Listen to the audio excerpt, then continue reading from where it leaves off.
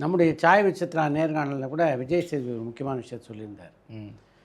பாண்டியராஜை பொறுத்த வரைக்கும் கதாபாத்திரங்களுக்கான நடிகர்களை தேர்ந்தெடுக்கிறதுல அவருக்கு ஒரு நல்ல ஒரு கணிப்பு இருக்குது. இந்த படத்தினுடைய வெற்றிக்கு முக்கியமான காரணம் அது மாதிரியான தேர்வு அப்படின்ட்டு.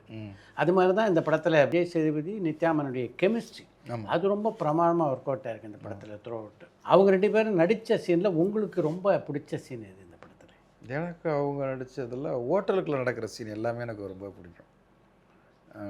பர்டிகுலராக அந்த சண்டை போடும்போது துண்டில் வாயை கட்டிக்கிட்டு இருங்கிறதும், அப்புறம் நான் சண்டை போடலை மேடம் கத்தாத அப்படிங்கும்போது நான் கத்தலை மேடம்னு சொல்கிறது, அது ரொம்ப பிடிச்ச சீன். அப்படின்னா நித்யா அவங்க அப்பா வீட்டுக்கு கோச்சிக்கிட்டு போகும்போது பஸ்ஸில் ஏறி பின்னாலே வருவாப்புல, அங்கே மாமனார் மாப்பிள்ளை சாப்பிட்டு போங்க அப்படிங்கும்போது அந்த சீன் எனக்கு அந்த 2 எண்ட்லேயும் சண்டே ஆகி திருப்பி சாப்பிட்டு அவங்களுக்கு புற ஏறும்போது ஒரு தண்ணியை எடுத்து கொடுக்கும்போது 2 பேரும் ஒரு எக்ஸ்ப்ரெஷன் ஒன்று கொடுத்துருப்பாங்க. அது அவங்களா அந்த இடத்துல அது கொடுத்தது, அது செம்ம இதுவாக இருந்தது. அந்த சீன் எனக்கு டோட்டலாகவே ரொம்ப பிடிக்கும். இந்த படம் ரொம்ப ஜாலியாக இருந்தது சார். அதில் எல்லாத்துக்குமே ஒரு கட்டத்துக்கு மேலே ஃபஸ்ட்டு ஷெட்யூலாக 40 நாள் ஒரு 36 நாள் போகணும் சார். ஒரு 20 நாளுக்கு அப்புறம் போர் அடிக்க ஆரம்பிச்சிருங்கள. ஆனால் அவங்களுக்கு அது ரொம்ப பிடிச்சிது எல்லாத்துக்குமே. அந்த ஸ்பாட்டுக்கு வர்றதுக்கே அது இதுவாக இருந்தது.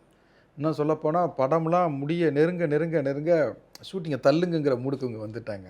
எப்போவுமே ஒரு படத்துலேருந்து வெளில போயிடலாம், எப்போ முடியும், அடுத்த படத்துக்கு எப்போ போவோம், எப்போடா இந்த படம் முடியும் அப்படிங்கிற ஒரு மூடுக்கு வருவாங்க. ஏன்னா இது ரொம்ப ஹோட்டலுக்குள்ளே எடுக்கும்போது சாப்பாடை ரசித்து சாப்பிட்லாம், சிரித்து எடுத்த படம். நீங்கள் இந்த மேக்கிங் வீடியோ பார்த்தீங்கன்னாவே தெரியும். அந்த மேக்கிங் வீடியோவிலேயே இவங்க எவ்வளோ செம்ம ஜாலியாக அவ்வளவு இதுவாக இருந்தது.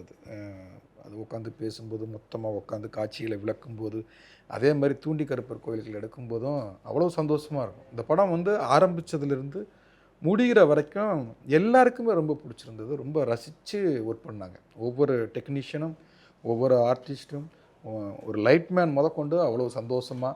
என்னென்னா நம்ம வீட்டு கதையை எடுத்துக்கிட்டு அந்த சீனை பண்ணும்போது அவங்க 2 பேரும் நடிக்கும்போது என் பொண்டாட்டி பண்ணுறது மாதிரியே நித்யா பண்ணிக்கிட்டு இருக்குங்கிறது.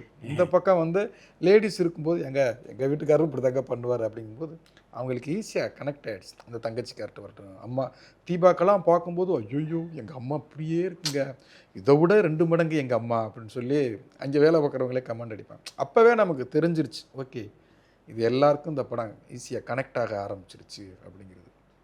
அப்போ அது அந்த அதனால் அது ஒவ்வொரு சீனையும் ரசித்து எடுக்கும்போது அது ரொம்ப எல்லாருக்குமே சந்தோஷமாக இருந்தது.